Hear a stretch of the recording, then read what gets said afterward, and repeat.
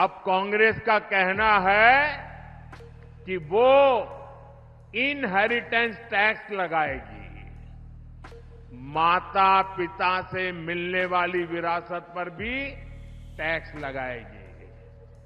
आप जो अपनी मेहनत से संपत्ति जुटाते हैं वो आपके बच्चों को नहीं मिलेगी, बल्कि कांग्रेस सरकार का पंजा उसे भी आपसे छीन लेगा।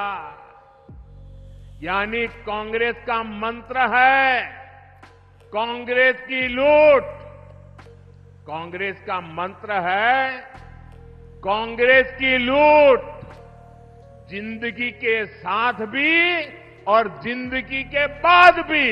जो भाजपा के बड़े बड़े नेता हैं, प्रधानमंत्री जी इंक्लूडेड, उनके व्यवहार से ये लग रहा है कि चुनाव उनके पक्ष में नहीं जा रहा है, क्योंकि वो ऐसा लगता है कि बौखलाए हुए हैं, बहकी बहकी सी बातें कर रहे हैं, पता नहीं कौन से मुद्दे उठा रहे हैं।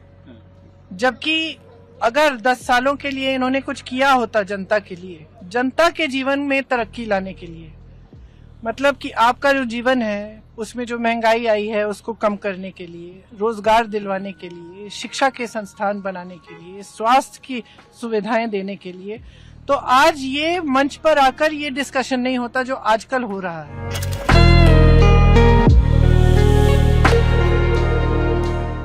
कांग्रेस पार्टी के खतरनाक इरादे एक के बाद एक खुलकर सामने आ रहे हैं। शाही परिवार के शाहजादे के सलाहकार, इस शाही परिवार के शाहजादे के पिताजी के भी सलाहकार, उन्होंने कुछ समय पहले कहा था, और ये परिवार उन्हीं की बात मानता है।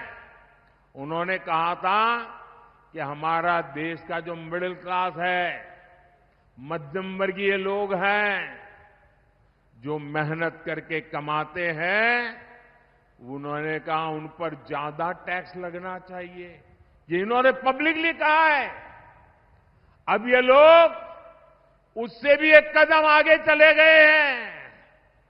अब कांग्रेस का कहना है कि वो इनहेरिटेंस टैक्स लगाएगी, माता पिता से मिलने वाली विरासत पर भी टैक्स लगाएगी। आप जो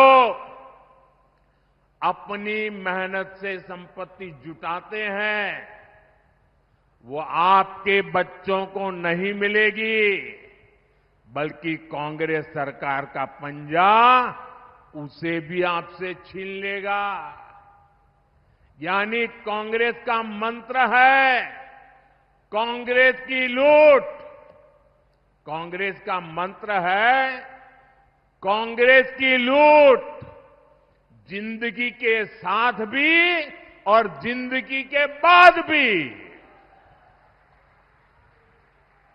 जब तक आप जीवित रहेंगे कांग्रेस आपको ज्यादा टैक्स से मारेगी, और जब आप जीवित नहीं रहेंगे तो आप पर इनहेरिटेंस टैक्स का बोझ लाद देगी। जिन लोगों ने पूरी कांग्रेस पार्टी पैतृक संपत्ति मानकर अपने बच्चों को दे दी, वो लोग नहीं चाहते कि एक सामान्य भारतीय अपने बच्चों को अपनी संपत्ति दे।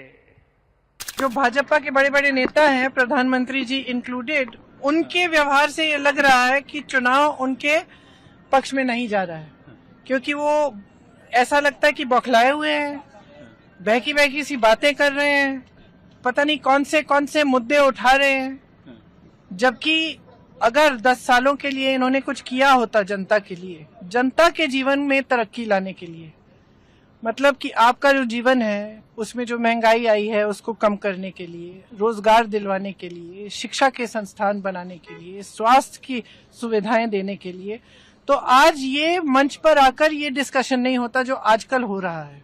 रोज सुबह उठ के कोई नया मुद्दा उठा रहे हैं जिससे कोई ताल्लुक नहीं है जनता का। मतलब उसको, और इस हद तक अब चले गए हैं कि अपने आप नए नए मुद्दे ऐसे निकाल रहे हैं, झूठ बोल रहे हैं लोगों को, और लोगों को गुमराह करने की कोशिश, डराने की कोशिश हो रही है। और मुझे लग रहा है कि ये सब जो शुरू हुआ है फर्स्ट फेज की पोलिंग के बाद, मुझे लग रहा है कि शायद इनको लग रहा है कि ये रुझान जो है इनके पक्ष में नहीं जा रहा है, इसलिए ये ऐसा कर रहे हैं।